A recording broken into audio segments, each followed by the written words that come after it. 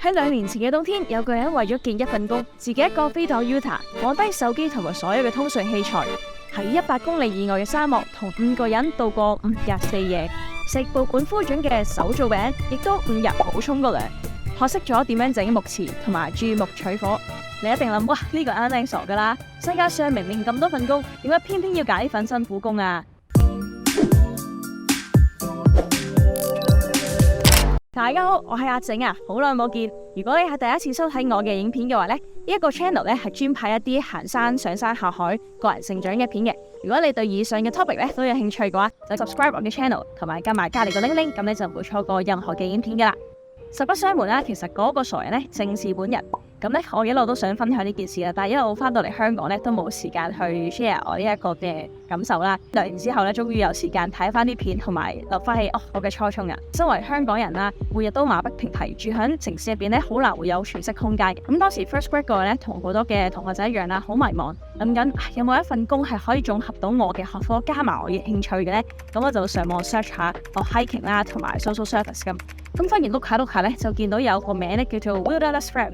咁到底係咩嚟嘅呢？咁 Wilderness Therapy 咧，中文就叫做荒野治療。咁咧係一個治療性導向嘅大自然 treatment 咁啦。咁對比一啲嘅傳統心理治療咧，其實 Wilderness Therapy 咧，嗰啲參加者就會透過一啲小組冒險啊、體能活動，學一啲求生技能、團體合作咁樣，好似行山、攀岩、爬獨木舟、露營等等，去探索自我同埋去處理個情緒，從而去反省個人一啲嘅問題。對象咧就通常係一啲有行為問題或者心理健康受到困擾嘅青少年，譬如藥物濫用或者係科技成癮等等嘅。治療嘅時間咧就係大概1個月至3個月，甚至半年不等。喺呢一個陌生嘅自然環境入邊啦，學識用一啲簡單嘅物資求生，面對住風吹雨打去逆跌嘅。通常呢個 treatment 咧喺北美起源嘅，咁亦都喺香港或者亞洲地區比較冷門啦。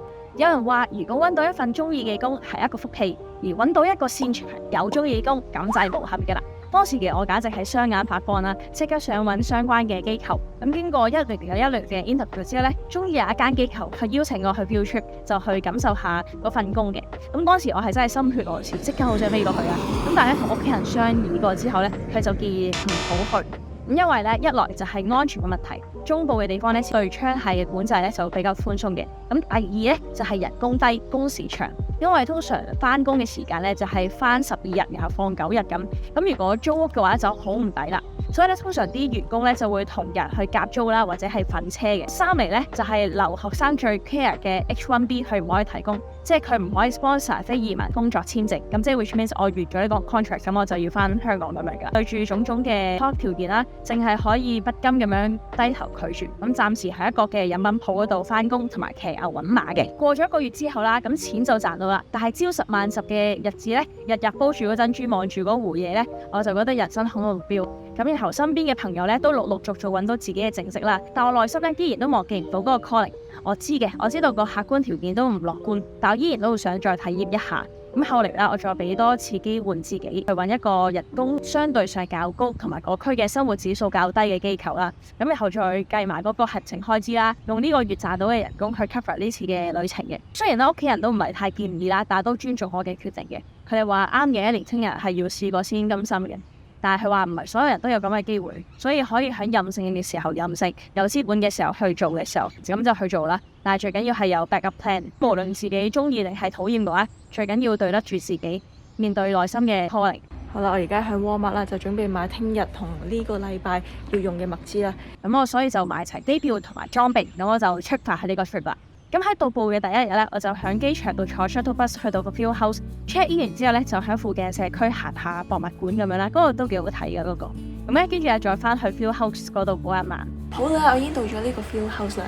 咁呢度咧就係我今晚瞓嘅地方啦。今晚休息完之後咧，就聽朝早9點鐘集合，我哋就會去連續5日嘅 training，咁就睇下呢一個工作係適唔適合我啦。如果唔適合嘅話，咁我就打道回府；如果適合嘅話咧，咁我再睇下到時點啦。咁第二朝9點正咧，其實我聽到出邊有一啲嘈雜嘅聲啦。咁一打開門咧，就見到有幾位嘅美國人企咗喺度嘅。咁分別係5位嚟自唔同 state 啦，有40幾歲嚟自 North Carolina 嘅強壯叔叔，亦都有28歲響加州嚟嘅 therapist。咁另外3個20幾至30歲嚟自 New York、Virginia 同埋 Las Vegas 嘅2男1女。咁全部都係大自然嘅狂熱分子啦。咁相對底下咧，全場唯一黃皮膚亞洲樣嘅我咧，就顯得特別矮小啦。咁原本我以為呢3-5日咧唔可以同佢哋打成一片嘅，但係喺呢個 trip 入面，我係互相 support 同埋去到嗰個 trust 嘅。咁到導師 brief 完之後啦，我就 pack 好晒我自己行李啦。咁就學識點樣用個防水布去整自己嘅 backpack， 同埋將所有通訊器材、電話留咗喺 office， 然後坐1個半鐘嘅車去到沙漠地帶啦。咁一落車第一件事咧，我哋做嘅就係放低個 backpack， 然後不斷來回咁樣運5加侖嘅水箱，來回咁樣行過沙漠嘅。咁因為我嗰時雙手咧係拎住10加侖嘅水箱啦，跟住行咗2步，雙腳已經軟晒啦。跟住我望後面個 mentor， 即係個導師，佢就係健步如飛喺我後面飛過嚟，跟住我收晒嘴，哇 ，Aren't you tired？ 跟住佢就話啦 ，I'm tired as you。嗰刻就覺得好嘢。呢個係意志磨練嘅開始。咁喺沙漠嘅呢5日咧，除咗係一啲體能上嘅訓練啦，仲係一嘅求生技能嘅 training。我哋喺城市生活開啦，咁所以其實都好少接觸到呢一啲繩結啊、outdoor cooking 或者 first aid 嘅技巧。你要自己挖一個坑啦，跟住去廁所用一啲濕泥同埋針草咧去散嗰個灰嘅。學識咗點樣去伐木啦，揀一啲嘅木頭，然後自己鋸咗去做一個木匙羹同埋個生火器嘅。咁嗰陣時咧係12月嘅冬天啊，咁所以咧第一晚我係凍到瞓唔到啦。咁跟住之後雖然個幾晚咧係習慣咗，但係因為連續幾晚側睡咧，令到個大髀咧都好痛。講到 outdoor cooking，我想 share 就係有一晚我哋整餅啦，就用一個密實袋去搓麵粉。咁因為嗰時太黑啦，又陪伴，跟住我就求其攞呢啲調味粉擺入去，放落個火堆底嗰度煨嗰個餅。當拎翻上嚟嘅時候，因為背乾啦，嗰時太肚餓啦，但係應該係布滿咗灰嘅。但我就拍一拍個灰，然後就咁擺落口，食到嘅咧就係鹹鹹地同埋肉桂嚟。anyway 啦，但係嗰時我就覺得好亂途已經好滿足。最難忘嘅咧就係每晚黃昏至到傍晚嗰段時間咧，都會聽到有野狼定係野狗喺度叫啦，嗚咁樣嘅。有一晚咧喺凌晨3度嘅漆黑環境底下咧，我就爬咗出去屙夜尿。咁嗰時一路打尿陣嘅時候，一路望上個天啦，跟住見到成條銀河喺我上面，哇！嗰個靚到咧，我係唔識形容嘅。但係平時嘅我咧係會拎住部相機出嚟去 capture 呢一刻啦。但係嗰一下咧，我淨係可以用對眼同埋個腦去記住。跟住我就覺得，哇！我哋喺大自然入邊真係好渺小。然後我真係好中意呢個地方。行程到第5日啦，導師咧就同我哋有一個 final interview 咁樣，到最後佢就俾咗個 offer 我嘅。但係到咗最後我都冇 take 到呢個 offer 嘅，因為一嚟佢真係 sponsor 唔到 H1B， 但係因為我係想揾一份工係可以令我留喺美國嘅啦。咁二來咧就係個 wilderness therapy 咧，其實都有一啲嘅爭議性嘅。咁如果你有興趣想再認識下嘅話，就歡迎喺下面留言俾我聽。咁我仲有拍多一集嘅。咁完咗 interview 之後咧，導師就要求我哋跟住佢哋去到一個嘅山上面啦。過程咧係唔可以出聲嘅。之後我哋就圍圈坐低，我哋圈中間咧有一個嘅木啦，木上面咧再放多6個嘅原木片，就係我哋嘅紀念品啦，係導師佢哋自己鋸木咁樣做嘅。回程嘅時候咧，就唔知點解開始望住個景就默默咁樣喊啊。跟住我啲同伴就問：Oh, what's going on? Why are you crying? 跟住我就話：I don't know. I just feel like this is the last time I will visit here, and this place is beautiful, but I have to go。好似好中意呢個地方，但係理性知道唔可以走，因為呢一刻嘅人、呢一刻嘅風景、呢個地方、呢一刻嘅心情將會一去不返。原本以為唔可以同佢哋打成一片嘅我啦，忽然之間好似揾到一個 trust 同埋互相依靠咁。佢哋話其實體質同埋背景唔重要，最重要係你自己個心態。得着好多，我學識點樣去 take care 自己，同埋變得更加勇敢，去追求自己中意做嘅嘢。所以對於我嚟講，即使我離開咗個地方，我依然覺得呢一個係好好嘅一個 training。如果唔係呢個 trip 嘅話，我唔會知道冇咗電話原來可以咁平靜，冇咗相機原來可以咁放心去睇呢個星空。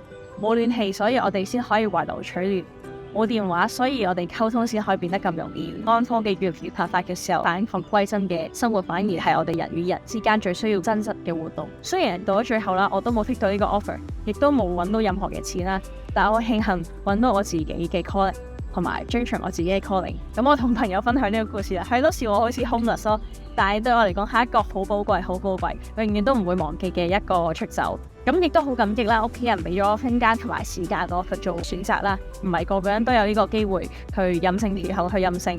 咁最緊要係有個 backup plan 去試咯。總結可能喺別人眼中咧係毫無意義嘅冒險，但係對你嚟講咧係充滿生機嘅歷練。所以請容佢哋同埋我自己繼續大膽咁向前走。嗱，睇到呢度嘅你咧已經好犀利噶，呢個 like 啦，咁我就可以知道咧有幾多人睇到呢度噶。咁嚟緊咧我就會拍更多上山下海啦、冒險挑戰啦同埋個人成長嘅片嘅。如果你有興趣話俾我聽你想睇啲咩片啦，或者約我行山影相嘅話，無任歡迎 DM 我啦。記得 subscribe 我嘅 channel， 下條片見，拜拜。好熱啊，咁溫柔添。